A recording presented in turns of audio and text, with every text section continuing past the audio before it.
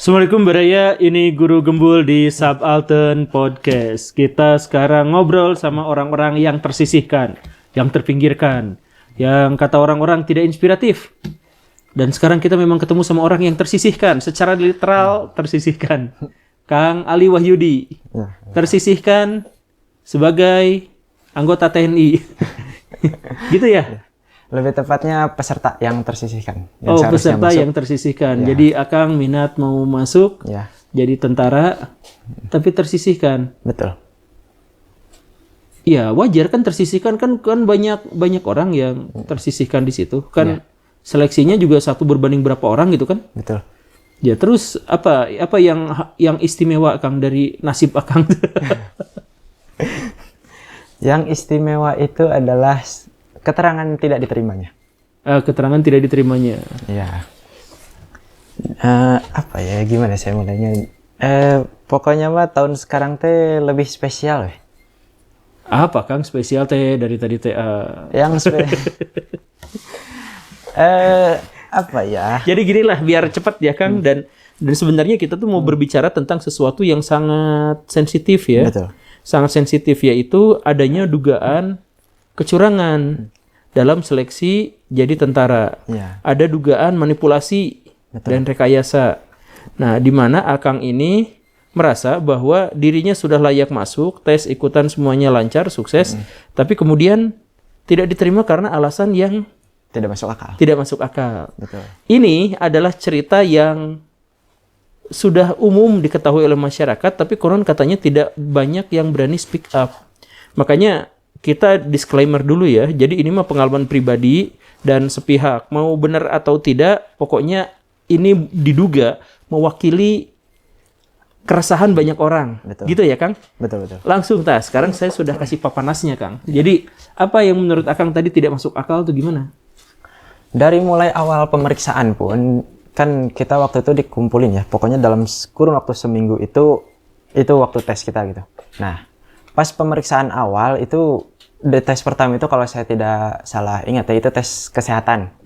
Nah, dimulai tes kesehatan pun itu sudah tidak masuk akal menurut saya. Jadi pemeriksaannya terkesan buru-buru gitu. Jadi setelah beres, setelah dipegang, setelah apa, pokoknya setelah dapat pemeriksaan aja langsung langsung selanjutnya dan itu kata saya hasilnya kurang jelas gitu karena tidak ada yang ditemukan padahal saya waktu itu. Maksudnya gimana? Kan Akang tahu prosedur tes kesehatan? Tahu.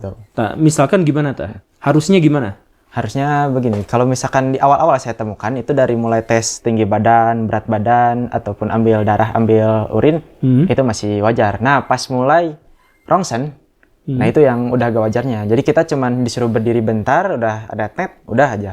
Bahkan saya waktu itu karena terburu-burunya jadi harus ngulang lagi karena nggak kena katanya.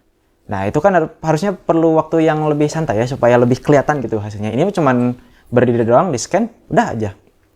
Nah terus pas pemeriksaan mata minus, itu juga kata saya terlalu cepat gitu. Cuman hanya baca beberapa kali itu pun ya udah gitu. Terus yang buta warna itu juga kalau misalkan si orangnya udah bisa baca, kan ada baca pola, ada baca angka. Kalau udah ya udah, cuman yang memang disorot itu yang memang bener-bener kelihatan buta warna parsial banget. Kalau misalkan dia bacanya lama, nah ini itu yang dicatatnya gitu. Jadi kalau yang memang hal yang janggalnya bener-bener kelihatan, itu baru ditulis. Kalau misalkan yang lain-lainnya kayak, ini kayak udah gak ada apa pas saya periksa gigi waktu itu juga. Kan saya masih inget banget. Sebetulnya gigi saya itu belum dibersihin karangnya selama setahun. Oh, giginya belum dibersihin selama setahun? Iya, itu ya pas sana tapi setelah karangnya. Tapi setelah tes baru saya bersihin gitu. Nah, tapi masalahnya nggak ditulisin gitu sama panitianya, malah yang dituliskan itu adalah struktur anatomi. Nah, struktur anatomi saya ingat banget tesnya itu hari ketiga apa kedua gitu. Barengan dengan tes fisik. Nah, itu ketika tes anatomi itu di ruangan begini, panitianya ada sekitar 3 atau 4 orang gitu. Si panitianya itu ngeliat aja. Tapi sambil sibuk ngobrol kayak, ini kasihan peserta pada digantung gitu. Jadi digantung gimana? Maksudnya mereka sibuk ngobrol, entah ngobrolin apa ya, saya agak tahu. Kalau misalkan meriksa kan harusnya lihat dari atas sampai ke bawah gitu. Kayak pengalaman saya sebelum daftar yang tahun ini. Dilihat dari atas ke bawah, terus apa yang salahnya misalkan punggungnya ada skoliosis berapa senti, terus misalkan ada letter X, letter O, ini malah itu aja sambil asik ngobrol gitu. Oh, jadi sebenarnya itu hanya terkesan formalitas gitu maksudnya? Nah, jatuhnya kayak terkesan formalitas gitu. Jadi di tes tuh sambil ngobrol, oh ya masuk. Ya, oke, kamu diterima, kamu enggak gitu. Kurang lebihnya gitu. Maksudnya kalau nggak langsung dinyatakan diterima juga, kalau Iya, udah ditulis langsung aja. maksudnya gitu. Ya, udah diperiksa, udah langsung keluar gitu. Tapi mungkin itu SOP-nya gitu mending. Ya, SOP-nya begitu, tapi dalam beberapa tahun ke belakang, tahun 2021 saya masih ingat, kan saya sempat daftar juga. Akang tuh udah tes berapa kali? Kemarin tuh yang keempat. Oh, berarti udah dikacangin 4 kali ya? Gagal terus ya? Yang Gagal pertama terus. itu saya masih bisa terima dengan lapang dada lah, karena memang yang pertama itu kurangnya memang di saya, dan jelas panitianya memberi kejelasan, ditanya gak muter-muter jawabannya itu, ya udah itu. Jadi Akang menduga di situ ada kecurangan, menduga ya? Iya. Itu karena Akang sudah 4 kali tes, Iya. dan tes yang keempat itu, kalau yang pertama mah sangat jelas informasinya, kelemahan, kelebihan apa. Ya. Tapi kalau pas yang keempat, di tesnya seperti bohong-bohongan. Nah, iya. Di tes ronsen selewat, anatomi bahkan nggak dilihat orangnya. EKG Cuma juga ngobrol sama. aja. Iya, pas tes jantung atau EKG itu. Tes jantung, Itu juga sama, cuma dilihat selewat aja. Pas dilihat kulit juga sama, cuma dilihat, oh nggak ada, ya udah gitu. nggak diperiksa gitu, lebih. Nggak diperiksa lebih detail, padahal saya ingat 2020 tuh, itu daftar saya yang kedua, itu juga sama, dilihatnya lebih detail gitu. Ini karena mungkin kebayang lah tuh. Akang di tesnya di mana ini? Di Rindam, di jalan apa ya, Manado, jalan Jawa gitu. Oh, di situ. Ya, deket-deket Kodam lah. Oh, dekat Kodam. Jadi ini apakah ini juga sekalian butuh klarifikasi dan konfirmasi dari pihak terkait bahwa kalau di tes itu yang tahun ini berbeda sekali dengan tahun-tahun sebelumnya, di mana tahun ini terkesan formalitas gitu ya? Iya, itu dia. Nah, terus udah itu Kang, lanjut. Apalagi yang janggalnya? Tes CAT, psikotes. Oh, psikotes. Nah, itu kita aja udah aneh gitu disuruh bawa gadget sendiri, kayak kan maksud saya ini kan lab komputer di TNI itu ada mereka yang punya servernya, tapi kenapa kita yang harus bawa perangkatnya, disuruh pakai modem bukan hotspot HP, kan kita juga, hah? Kok hotspot HP gak boleh katanya? Harus bawa modem. Modem udah zaman mana? Beruntungnya saya ada gitu, dan masih jalan alhamdulillah. Kalau orang lain kan harus sampai beli 600.000, 700.000. Bahkan saya yang paling niat itu lihat ada yang bawa Orbit. Mahal kan Orbit, berapa? Sejutaan ada mungkin katanya. Enggak, ini tes apa tadi teh? Tes apa namanya teh? Psikotes. Psikotes. Psikotesnya emang berbasis komputer. Iya, kalau psikotes berbasis komputer tapi bawa modem sendiri. Iya. Harusnya kan disediakan komputernya sama TNI dan juga servernya. Iya, kita tinggal duduk aja di satu ruangan. Betul, harusnya begitu. Yang tahun sebelumnya juga gitu. Sebelumnya juga begitu. Sebelumnya tahun-tahun sebelumnya begitu. Iya, dari Hanya 2022. tahun ini aja tiba-tiba suruh bawa modem sendiri. Bahkan dari 2022 katanya. Oh, dari 2022. Iya. Apa ya alasannya ya? Ada yang tahu nggak alasannya apa? Ya, saya bukan pihak TNI. Menghemat biaya wifi mungkin. Mungkin ya itu mah ya udah. Belum lagi ketika saya masuk ke dalam servernya diberikan alamat IP yang sesuai. Pas saya lihat itu IP-nya IP publik. Terbuka, dinyatakan tidak aman. Kan itu lumayan. Sekelas Pentagon aja cuma tinggal ngicep, masuk tuh data. Dapat data-data peserta tuh. Jadi data pesertanya dipublish. Bisa ke publish, maksudnya IP publik itu kan IP address, ya mungkin ada yang ngerti ya di sini. IP alamat IP itu kan kalau misalkan terbuka Ada kan yang itu ngerti nggak sih? Gimana sih maksudnya? alamat IP. Jadi alamat IP, iya IP. Ya. Jadi tidak tersembunyi. Jadi Iya, jadi itu bukan memang server yang dibangun TNI, jadi dia nggak tahu apa ya hostnya dari mana, saya nggak ngerti. Masalahnya itu kan IP publik itu kan rentan kata orang-orang yang ahli IT juga. Makanya kita kan sempat berkonspirasi sama peserta, apaan nih gitu. Makanya sekelas TNI, bahkan sekelas Mabes itu loh yang menyediakan servernya, kok malah pakai IP-nya begini katanya. Dan setelah tes beberapa waktu setelah tes saya konfirmasi ke teman-teman yang di daerah lain, ternyata tidak hanya di Bandung, di berbagai daerah. oh semuanya kayak gitu. Iya, saya waktu itu tes bareng Makassar, saya tanya orang Makassar, sama katanya. Kita udah tes beberapa waktu berjalan, error tengah jalan. Nah error. Iya, Karena apa? servernya down. Ya karena terlalu banyak yang make gitu. Iya. Kita yang dari Bandung aja gak masuk, itu yang dekat pusat. Apalagi yang jauh. Jadi kalau down gimana dong? Gagal atau itunya? Tesnya? Diulang akhirnya. Diulang. Iya. kembali ke zaman dulu pakai paper based test. Oh, gitu. Iya. Oh, jadi kemarin tuh udah bawa modem, udah bawa apa segala rupa, Iya. ujung-ujungnya pakai kertas dan pensil. Iya, dan itu pun diundur jadwal ujiannya. Ini masalah teknis, ya mungkin ini masalah teknis, tapi memunculkan kecurigaan. Iya, betul. Ya karena ini IP-nya tadi Terbuka, publik. Iya. Maksudnya saya kenapa gitu sekelas Mabes itu kan harusnya ada anggaran yang bisa membeli itu gitu, host yang emang aman untuk itu, membuat server yang ya khusus gitu. Iya, dan sekali lagi ini masalahnya adalah tahun-tahun sebelumnya tidak terjadi. Iya. Jadi maksudnya kalau misalkan tahun ini harusnya ada perbaikan, ini malah kemunduran gitunya. Jatuhnya regresi, betul. Iya kan ya? Iya, betul.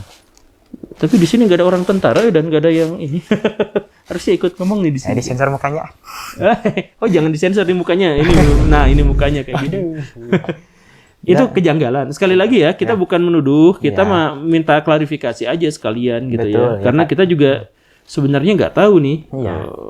Apa yang terjadi, karena memang ketika saya mend-DM pihak Puspen, meng-email apa pokoknya sudah segala macam jarang dibalas. Mohon ya Bapak-bapak, apalagi yang di Mabes ini mah. Capek saya udah. Iya kan sibuk tuh kan. Iya, maksudnya tapi DM yang masuk ke mereka tuh kata orang-orang penerangan, yang teman saya kan ada yang di penerangan Mabes. Jarang. Kebilang jarang lah katanya. Saya tidak akan sebutkan, bahkan ada murid saya yang kerja di Mabes juga ya gitu katanya. Sebetulnya jarang menerima laporan, tapi sekalinya ada ya penanganannya mungkin yang kadang suka saya pertanyakan, ini kok lama banget itu laporan padahal ada. Bahkan kalau kejanggalan seperti saya ini atau indikasi kecurangan kayak saya ini zaman Pak Andika menjabat itu sekitar tahun 2020 sampai 2021 itu ada sekitar 200 laporan yang masuk di semua jenjang, entah itu jenjang tamtama yang prajurit, bintara yang sersan, taruna sama perwira karir yang di sarjana itu pasti selalu ada katanya. Bahkan saya juga kalau agak tarik beberapa tahun ke belakang ya, 2021 saya masih ingat banget formasi untuk sejarah perempuan itu ada. Nah, satu-satunya perempuan yang waktu itu mendaftar dan sangat memenuhi kualifikasi lolos, bahkan dia sampai ke pusat. Cuma ketika di pusat dia melihat sidang dengan panglima yang lolos itu ya memang yang nama-nama yang unggul lah. Tapi ketika panglima gak ada, video dokumentasi sudah selesai direkam, ganti lagi, permainan lagi. Hah, ganti lagi? Jadi yang udah diterima, harusnya udah diterima, udah berangkat, tiba-tiba gak diterima gitu. Jadi keputusannya berubah sehari itu juga. Itu kejadiannya di Magelang. Akang punya bukti nggak ngomong gini tuh? Korbannya teman saya. Oh, korbannya. Korbannya itu adalah ini orang Menwa yang paling aktif di kampusnya. Jadi maksudnya ada orang yang sudah masuk kualifikasi dan sudah wawancara dan sudah bikin video udah ini itu. Beres Pak siapa tadi panglimanya? Panglimanya zaman Pak Hadi Cahyanto gitu. Panglimanya mundur atau kemana gitu? Kemana udah beres, sudah selesai sidang. Ininya langsung diganti pada waktu itu juga. Nah itu dia yang saya tidak ngerti itu. Kenapa bisa sampai seperti itu? Dan juga 2022 ada juga kejadian yang sama persis. Enggak sama persis juga, cuman memang manipulasi. Kalau yang Akang, gimana pengalaman Akang? Kan tadi merasa saya tuh udah layak masuk. Ya. Semua tes sudah saya jalani dan semuanya hasilnya memenuhi syarat. Ya, tapi masalahnya yang saya aneh itu katanya tidak tersedia alokasinya. Kok kan alokasi ada? Maksudnya kalau misalkan memang kita berebut tempat, ya harusnya kita seleksi dulu dong. Iya. Maksudnya seleksi untuk apa? Kalau misalkan memang kita udah seleksi, terus kemudian ketersediaan tempat gak ada, ya oke, fair gitu. Kalau misalkan memang tidak ada. Kalau misalkan ini masalahnya kan biasanya daerah itu bersaingnya dengan orang-orang di daerah lagi. Ini katanya daerah, tapi bersaingnya langsung senasional, kan gak masuk akal tuh. Harusnya kan daerah ya udah yang dengan di daerah itu lagi. Nanti seleksinya makin mengerucut gitu kan? Betul. Harusnya makin mengerucut di nasional nanti, dan itu ya, pas udah di pusat baru saingannya senasional. Harusnya seperti itu, dan itu yang saya tahu mekanismenya di tahun ke tahun begitu. Cuman kok aneh gitu. Tapi ini yang disetor ke pusat. Yang disetor ke pusat itu nilai yang benar atau enggak? Kan ketika bertanya itu ya nggak ada jawaban yang ini. Bahkan saya tanya di forum ya CASIS atau calon peserta itu, saya tanya memang ya mereka sebetulnya udah sering melihat, bahkan ada yang lebih dari saya 7-8 kali daftar. Tapi ya terus gitu melihat itu dan nggak berani berbicara gitu. Ya, ini kan kita berbicara soal indikasi-indikasi ya, kemungkinan-kemungkinan yang membuat Akang yakin, ini mas secara sepihak dan pribadi gitu ya, secara subjektif, yang membuat Akang yakin bahwa ada yang membuat Akang seharusnya masuk tapi tidak masuk. Nah, yang membuat Akang yakin itu apa gitu? Yang membuat saya yakin karena memang saya mengikuti tesnya dengan sungguh-sungguh dan udah persiapan gitu. Jadi kadang panitia tuh suka bilang, makanya tahun depan persiapan lagi, lain kali lebih persiapkan lagi, katanya siap mental kalah, siap apa. Saya dan peserta lain itu bukan tanpa persiapan. Kita sangat persiapan, mati-matian bahkan persiapan. Tapi ketika kalah dengan orang yang gaib itu kan, ya gimana gak Iya, sakit tahu hati. dari mana bahwa Akang kalahnya sama orang gaib gitu? Yang direncanakan Mabes waktu itu, ada sekitar 27 orang yang akan diberangkatkan ke seleksi pusat. Nah, setelah seleksi pusat, ada 18 orang, itu untuk khusus daerah Bandung. Nah, yang aneh itu adalah kenapa tiba-tiba berubah jadi 45 orang yang berangkat ke pusat itu. Loh, gimana? Yang direncanakan 27, Ya, yang berangkat terus, yang tadi direncanakan 27, Ya. yang berangkat 18. itu yang berangkat pendidikan. Kalau misalkan Yang yang berangkat. 27 ini udah lolos seleksi pusat. Oke. Jadi totalnya berapa seharusnya? Seharusnya ya 27 yang maksudnya yang lolos di daerah sini ke pusat sana berangkat ke Jakarta. Tapi yang benar-benar berangkat 45 orang. Bahkan ada ya peserta perempuan gitu. Banyak cerita dari peserta perempuan katanya. Ada yang larinya cuma dapat 2, ditulisnya 5. Nah, lari 2 ditulis 5 gimana? Dia cuma dapat 2 Oh, kali. lari 2 keliling, Ya. tapi ditulisnya 5 keliling. Iya. Dan itu pun menguatkan kecurigaan saya ketika saya tes fisik. Ya, saya juga melihat kok panitianya pakai pulpen yang bisa dihapus. Nah, panitianya pakai pulpen yang bisa dihapus. Ada pulpen khusus yang bisa dihapus. Saya dapat itu dari pelatih saya. Jadi kan memang kalau untuk administrasi kan TNI ini saya nggak tahu ya kenapa mereka masih menggunakan fotokopi dan tulis tangan dan teman-temannya, karena sekarang kan tinggal scan-scan aja lebih mudah ya harusnya. Iya. Ya, saya positif thinking aja untuk membuat tukang fotokopi ekonominya hidup lah. Itu mah husnuzonnya saya. Tapi memang ya itu ya bikin keluhan para peserta juga, bahkan se-Indonesia juga. Ini kok udah ada scanan masih fotokopi katanya. Enggak, tapi balik lagi jangan dulu soal fotokopi. Ada yang menarik tadi soal Akang masuk 27 harusnya terdaftar. Ya. Yang 27 itu Akang tahu bahwa memang Harusnya 27 itu tahu. iya, harusnya ada 27 jumlah laki-laki berapa, perempuan berapa gitu. Dan yang berangkat jadi 45, Akang juga tahu siapa yang tidak terdaftar di situ. Saya nggak berani bilang, tapi itu salah satu fans Bapak. Hah? Bapaknya maksudnya. Fans saya? Ya, bapaknya memang orang Jangan sebut instansi.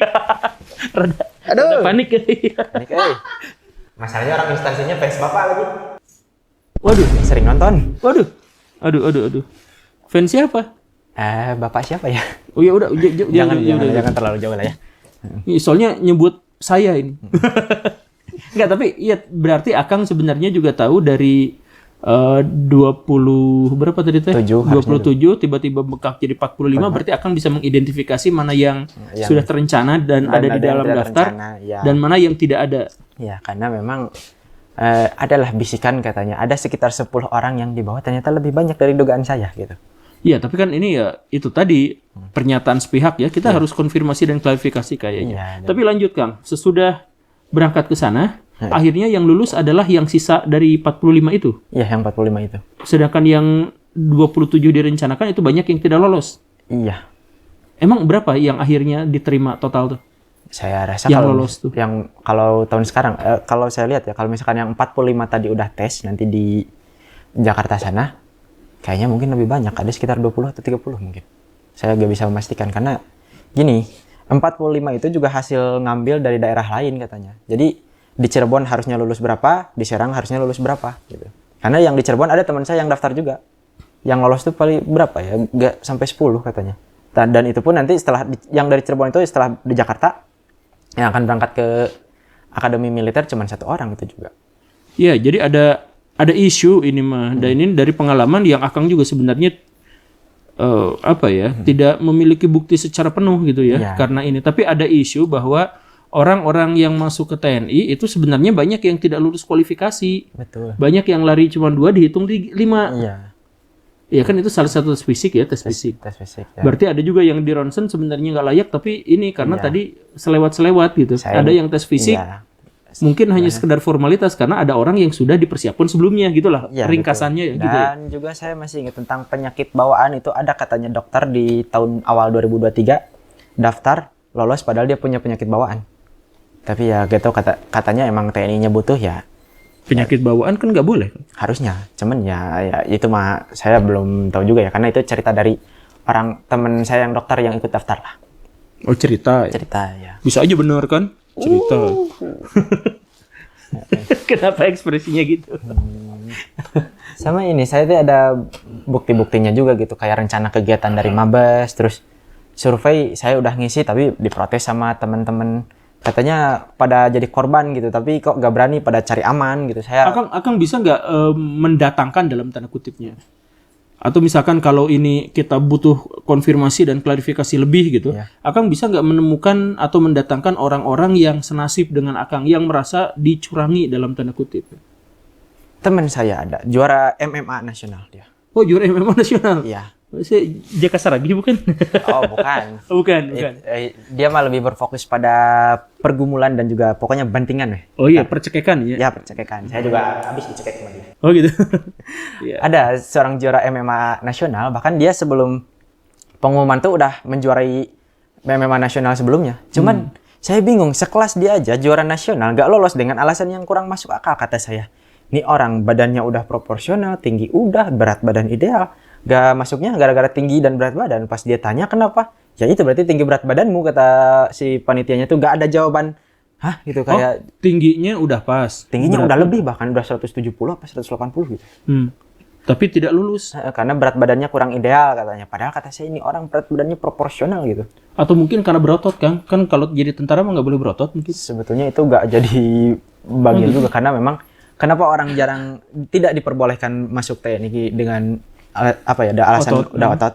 Karena sayang TNI itu kata temen saya tuh emang suka overtrain. Jadi latihannya fisiknya banyak tapi istirahatnya dikit makanya ototnya suka terkikis. Sayang kalau misalkan itu makan udah capek-capek dijadiin pas di sana ototnya ini rusak. Enggak, tapi yang juara MMA itu berarti juga bisa ditanyain ya, bisa dikonfirmasi ya. Sangat bisa. Sangat bisa. Dan juga ada teman saya lagi satu lagi dia ada atlet volley tapi udah lama gak volley dia. Maksudnya kalau misalkan masih volley kan lumayan tanding Mantan sama atlet poli ya. Nah, kalau misalkan dia masih atlet kan lumayan tanding sama Yola Yuliana.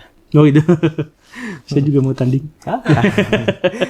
Dia itu saya lihat mah tidak ada kejanggalan, dia lolos tes fisik, lolos psikotes, lolos administrasi, lolos kesehatan. Enggak, tapi itu maksudnya lolos nggak lolos tuh Akang tuh dikasih tahu nggak sih Akang nggak lolos karena misalkan berhidung kurang mancung misalkan gitu ada. Di sana hanya ditulis alokasi yang sebenarnya alokasi ini setiap tahun tuh selalu janggal alasannya, selalu klise gitu. Makanya ya tidak salah kita tiba-tiba Iya, ada kalau Akang ditolak itu gara-gara alokasi. sama alokasi juga. Jadi alokasi itu maksudnya Tidak ada. udah nggak ada slot gitu. Iya. Gitu kan? Iya. Padahal pas awal makan dibuka. Iya ada gitu, masih ada dan harusnya kita bersaing dulu gitu baru kita berbicara tentang kebutuhan itu gitu. Tapi stop lah untuk gibah hal-hal yang nggak pasti dan nggak jelas. Karena kita memang akhirnya ini ya. Tapi saya minta kepada semua dan ini mah berbicara soal umum gitu secara umum. Kan Indonesia itu adalah negara yang besar, negara yang luas, negara yang butuh pembelaan dari orang-orang yang paling kuat gitu. Betul. Paling kredibel, paling bisa diandalkan. Jadi kalau ternyata ujian masuk Cunin ini ketika ujian masuknya bermasalah maka akan menghadirkan orang-orang yang bermasalah juga. Jadi ketika sangat dibutuhkan justru orang itu malah jadi beban. Kan bisa aja. Jadi ya mohon untuk semuanya supaya lebih rendah hati dan sadar diri. Jadi kalau misalkan kita tidak kredibel ya jangan dipaksain juga di situ gitu. Kalau misalkan ada orang-orang yang cukup hebat, cukup mampu, cukup kuat dan memiliki akses untuk bisa merekayasa misalkan ujian ini, berarti orang itu juga cukup punya kekuasaan dan kekuatan untuk ngemodal bisnis gitu kan. Betul. Jadi maksudnya nggak harus dipaksakan di bidang di mana ini benar-benar beresiko terhadap dirinya dan terhadap bangsa kan. Iya kan, TNI itu alat negara kan, itu senjatanya, tamengnya gitu. Jadi kalau misalkan diisi sama orang-orang yang tidak kredibel ya serem juga gitu. Makanya dan saya ingin menyampaikan juga ke teman-teman, ke Baraya semua. Yang harus kalian pahami, jadi TNI, jadi polisi itu namanya setor nyawa. Oh iya itu, teman-teman. setor Itu nyawa. harus Baraya harus tahu. Jadi kalian jangan memaksa gitu, karena jadi TNI, polisi, bahkan kakek saya juga dulu sering cerita gitu. Kalau yang namanya udah masuk sana ya setor nyawa gitu. Bukan untuk senang-senang, untuk gagah-gagahan, untuk jadi. Kalau kalian berpikirnya begitu, jatuhnya nanti malah menindas kalau udah jadi gitu. Karena apa? Muncul arogansi. Iya, saya pernah ditindas TNI itu. Saya apalagi? Oknum. Saya apalagi? Bahkan saya sempat berantem. Bahkan didatangi satu kompi sama ke rumah. Oh, kompinya masuk ke rumah? Gede sekali rumahnya. Komandan kompinya untungnya. Oh, komandan kompi. Dan ketika melihat foto kakek saya dan melihat penggaragan kakek saya, oh maaf Kang, katanya. Oh, karena kakeknya pahlawan ya? Betul. Nah, bahkan kakek saya juga menjadi saksi di zaman Orde Baru gitu. Siapa yang jadi korbannya? Bapak saya. Bapak apa korban ini konspirasi di antara Betul, ini. dan itu benar-benar terlihat jelas di depan mata. Kakek saya makanya ketika waktu kerja di Garuda, dia telepon gitu, marah langsung ke Kodam ngacak-ngacak. Ya, jadi ternyata ada konspirasi dari zaman dulu sampai sekarang dan belum selesai. Nah. Dan itu ada di sebuah instansi yang sangat vital bagi bangsa dan negara. Semoga kita bisa mengikis itu semua dan semoga orang-orang yang terlibat di situ sadar diri please lah, karena ini memang negara ini harus dibela oleh orang-orang yang kuat, dan kalau misalkan memiliki akses untuk bisa merekayasa ujian, berarti mereka memiliki akses juga untuk nyari kerja yang halal dan bisa menguntungkan banyak pihak. Gitu Kang, kita harus batasi karena saya tidak mau akan berbicara tentang panjang lebar. Masalahnya buktinya saya punya. Nah, itu dia. Serem. Terima kasih karena sudah menyimak, kita ngobrol dalam Subaltern Speak yang lain. Saya Guru Gembul dan ini Kang Ali Wahyudi, Konspirasi Wahyudi. Assalamualaikum warahmatullahi wabarakatuh. Waalaikumsalam warahmatullahi wabarakatuh.